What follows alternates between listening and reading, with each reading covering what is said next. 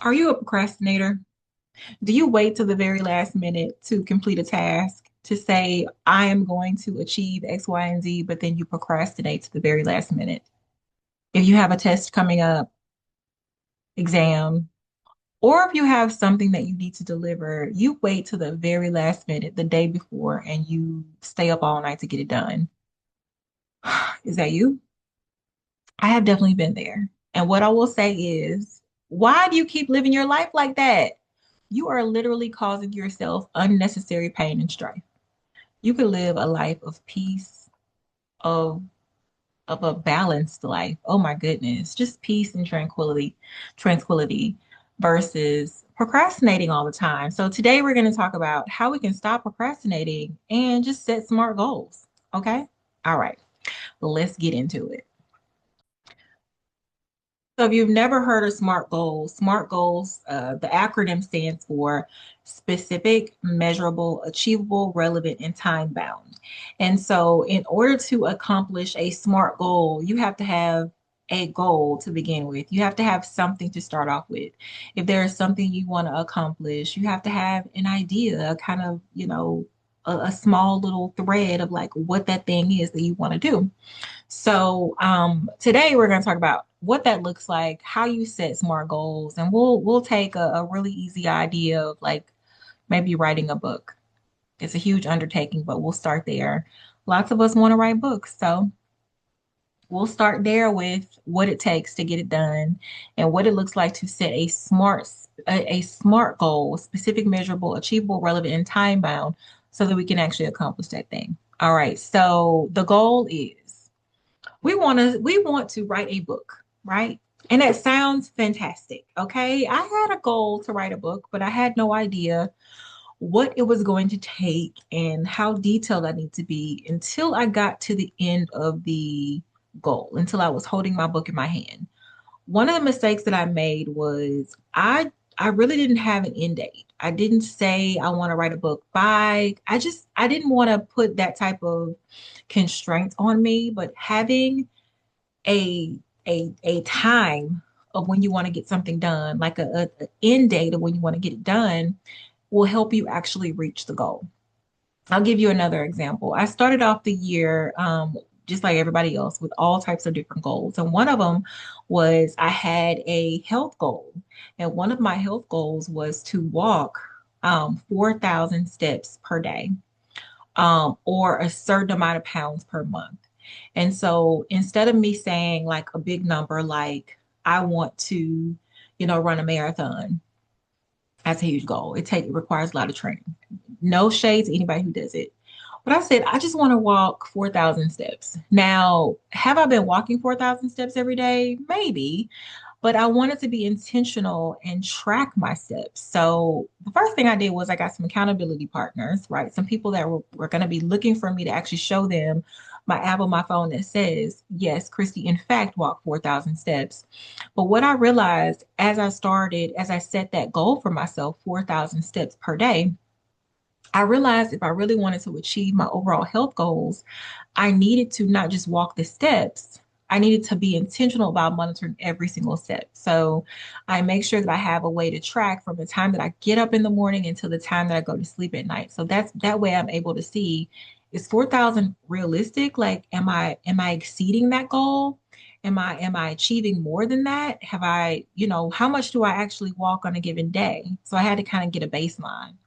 Very quickly, I saw that 4,000 was actually way too easy. Okay. I needed to up that goal. My ultimate goal was 10,000 steps. And so I gave myself, or is 10,000 steps because I'm still in the midst of it. So I gave myself that goal of 10,000 steps. But instead of like shooting for it all together, I said, okay, I want to be able to walk every single day. I want to hit my goal consistently of 4,000 steps during the month of February. When I get to the month of March, I want to reach a goal of 5,000 steps per day consistently. And by the time I reach June, I want to be walking 10,000 steps consistently per day. Okay. That goal right there was specific, measurable, achievable, relevant, and time bound. It's something that I knew I could achieve if I had baby steps towards it. I can achieve because I'm still working on it. And when I did the baseline, I saw, girl, you already walking about 4,000 steps every day anyway, just like doing regular day-to-day things. So you need to kind of up your goal, but you also need to make sure that you set a goal that is specific for your lifestyle that on any regular day you're still going to be able to hit it. And if you know that you're not going to be able to do anything outside the ordinary, like go to the track or whatever, then you need to be super intentional. So it made me like kind of prep ahead of time. There was no room for procrastination. There was no room for delay. Now, going back to the writing the book goal, right? Writing a book is a big endeavor. What type of book do you want to write? How many pages is it going to be? What are you going to talk about? Is it going to be digital? Is it going to be print? What do you have to do to actually get it published? You know, are you going to self-publish? Are you going to look for a publisher? It's so many different questions to consider. Trust me, I went through all of them. If I had to do it again, and what I did do this second time around, knowing what, taking what I learned from the my very first book, I need to give myself enough runway, and I hopefully have I have my schedule here. I wrote down this little schedule, y'all. This is what it means to be specific.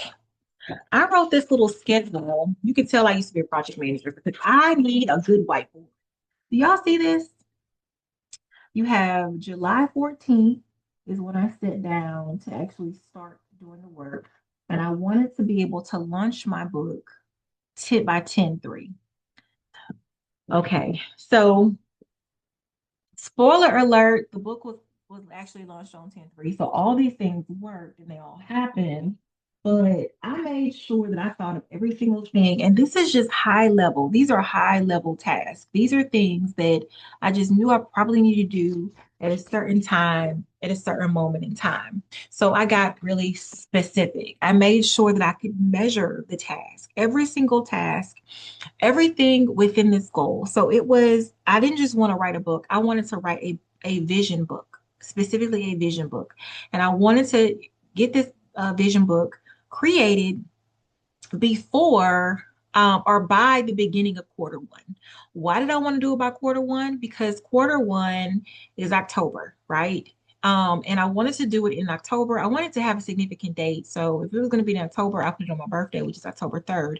But I wanted it to be launched during the month of October because October is the last opportunity we have to kind of brainstorm without interference with the holidays and too much of football season and all of that. October is still very early in the season, football season.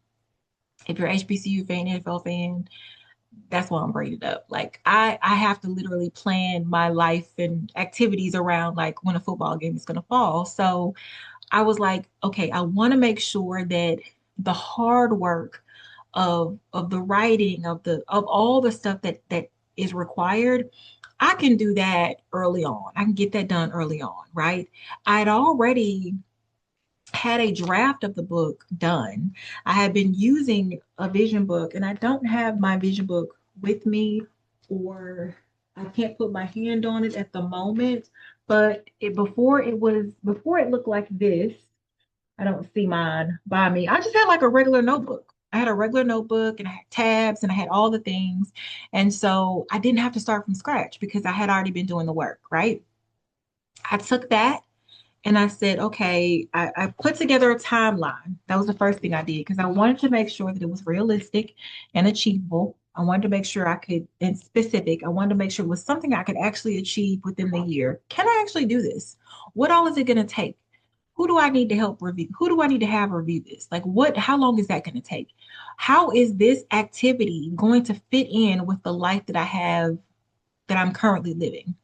Oftentimes we set goals and we don't even consider that what we want to achieve is not even relevant to the season that we're currently in. I'm going to say that again. We might set goals that are not relevant to the season that we're in. Let me step away for a second from goals and I want to tell you a story. Okay. I want to put this in a whole different perspective. I have a garden, right? And when I go out every year, this will be my third year coming up of planting a garden, right? The one thing I have to do, and the one thing that we've done through this whole process, the first thing I have to do is I survey the land. I look to see what has overgrown. There's probably weeds, there's things that need to be pulled out. All right. I am looking at the soil. What does the soil look like? Is there something that is starting to bud or grow back from last year? What do I have to replant? I am surveying everything. When we set goals for ourselves, there are several different phases that happen. Just because you set a goal does not mean it's going to be achieved overnight. Okay?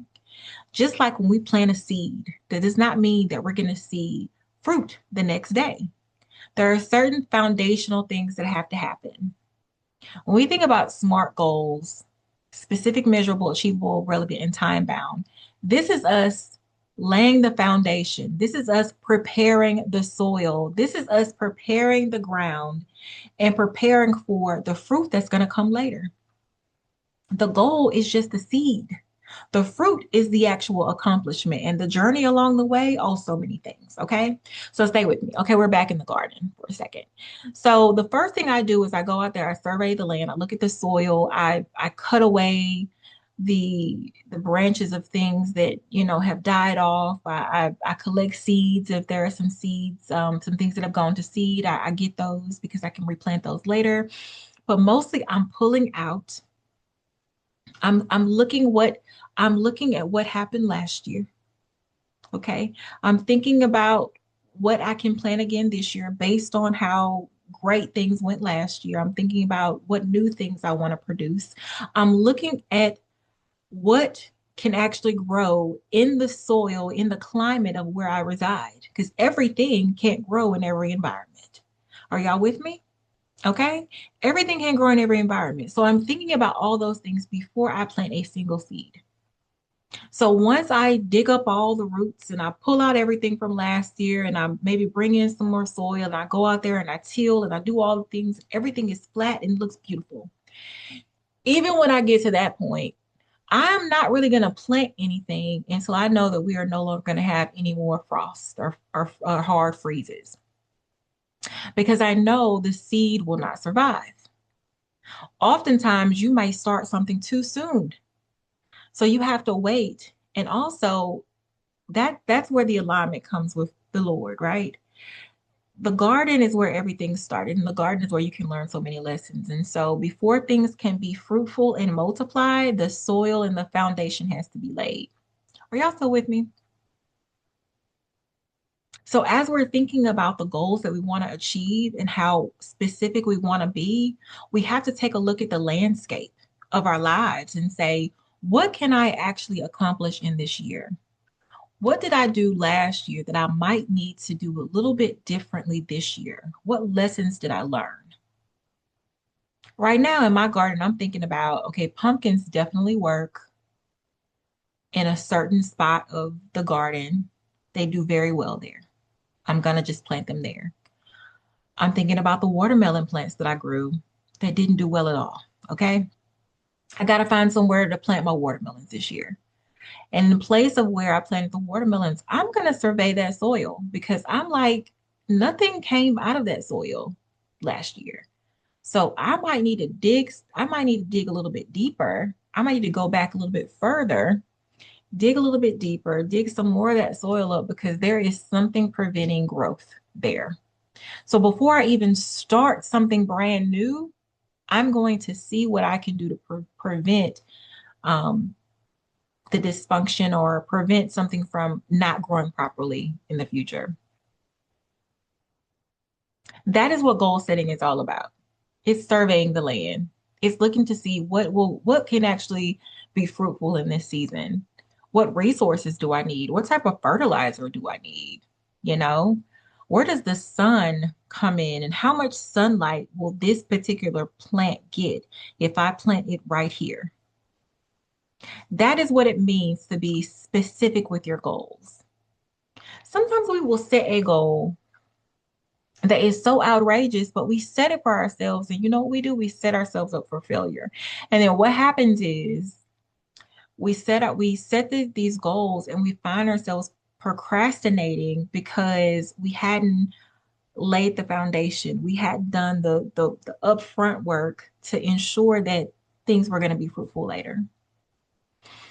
I have a garden log that I can open and I can review and I can go back and see, okay, what went well there? Where did I plant that? When did I plant that? I can see kind of what happened in previous years. And then I also have seeds that I collected from the previous year. So I get really excited when I can take from the soil something that is already here and I can put it back in there. I can reinvest funds from this thing that was fruitful last year and I can put it back into the same thing that I know it's going to accelerate.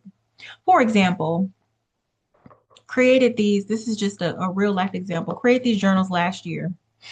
Now, the funds that come from these journals, I can actually put them into something for the new year, for this next year coming. What that thing is, I'm not sure yet. I do know there are a couple of other things that I want to create that are specific to the needs of the women that I support, right? I'm thinking about a different type of tool, but I'm using the fruit that came from the previous season for the season that's coming. Are y'all with me? Is this making sense? I hope so. I hope so. Um, just stop procrastinating. Set clear goals the first time. Set smart goals the first time. Stop being afraid. There's this, let me reword this. There's this thing about, and I feel this sometimes too, when we write things down, there's this almost, there's this fear sometimes that comes over you like, oh my God, it's coming, it's happening. But let me tell you something. When you do things in alignment with God, when you are praying, and later on we're going to talk about prayer in scripture. I'm holding tight to keep that for later. But for this particular section of goal setting, every step of the way, you have to make sure that what you are doing is in alignment with God. And it's very easy to make sure. All you simply have to do is get quiet and ask God. Get quiet. When I say get quiet, I don't mean just silence your mouth. I mean turn off your phone, your devices. I mean turn off the television, get into a quiet space and ask God, what is it you want me to do? Here are the things that I'm hearing in my spirit, but does this align with you? And if this is what you want me to do, show me how to get there. Clear the path so I can get there. Make the crooked places straight.